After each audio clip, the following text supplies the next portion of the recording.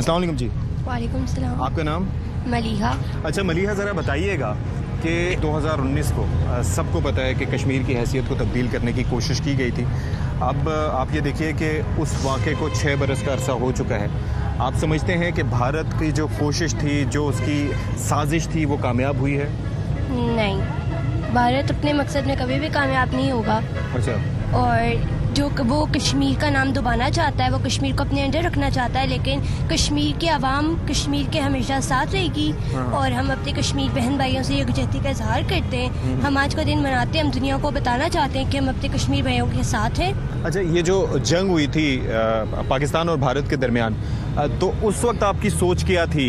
क्या आपके जहन में चल रहा था? और ख़ास तौर पर जिस तरीके से पाकिस्तान एयरफोर्स ने भरपूर तरीके से भारत को जवाब दिया, उनके राफेल जिन पे मोदी को बड़ा नाज था वो गिराए, और जाहिर है कि हमारा 7-0 का रिकॉर्ड रहा, तो उस वक्त आपके दिल में और आपके जहन में क्या चल रहा था?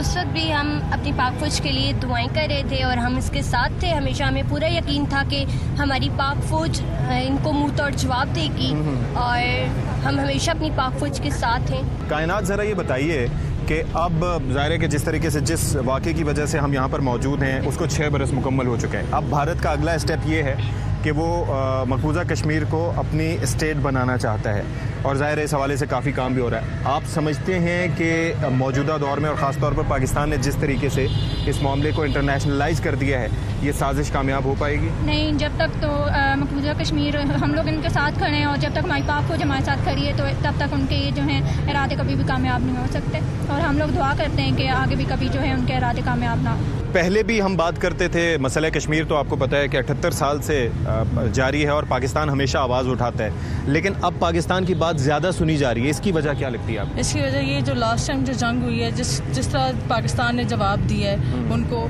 तो उस वजह सबको पता चल गया कि पाकिस्तान की जो उनके पास जो फोर्स है वो कितनी मजबूत है, उनका जो डिफेंस सिस्टम है वो कितना स्ट्रॉन्ग है। लाइबा, आप ज़रा बताइए कि 2019 में जब इंडिया ने बालाकोट पे जाके स्ट्राइक करने की कोशिश की थी, हमारे दरख्तों को शहीद किया था, उस वक्त हमने फैसला कर लिया था दोबारा ये नहीं होने देंगे।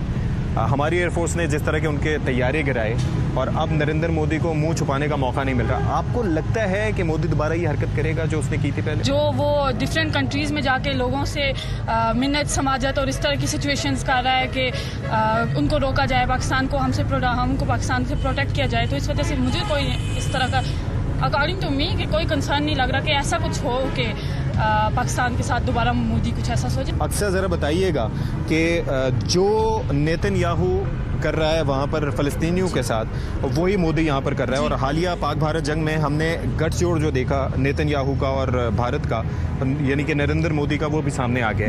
अब पाकिस्तान को किस तरीके से फर्दर रिस्पॉन्ड करना चाहिए इस मामले को लेके, कश्मीर के कॉन्टेक्स्ट को मद्देनज़र रखते हुए?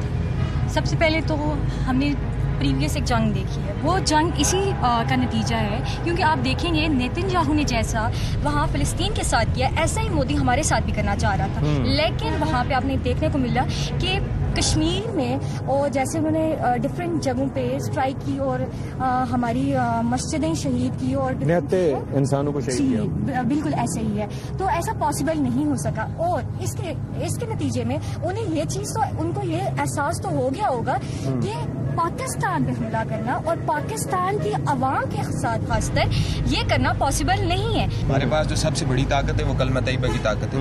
हमारे लिए जो ये हम सब मुसलमानों के लिए जो दुनियावी जिंदगी है मायने नहीं रखती, ऐसे ही है। इसके बाद जो आखिरी जिंदगी हो, बाकी रही बात नरेंद्र मोदी की, तो वो इसकी गलतफहमी है कि वो ये देखेगा कि वो मुसलमानों पर काबज हो जाएगा या तो मुसलमानों को वो अलहदा बिल्कुल भी नहीं कर सकता। ठीक है, हम मुसलमान मुत्तहिद होकर रहेंगे और उसका मुकाबला करेंगे, बेशक वो जितनी भी साजिशें कर ले।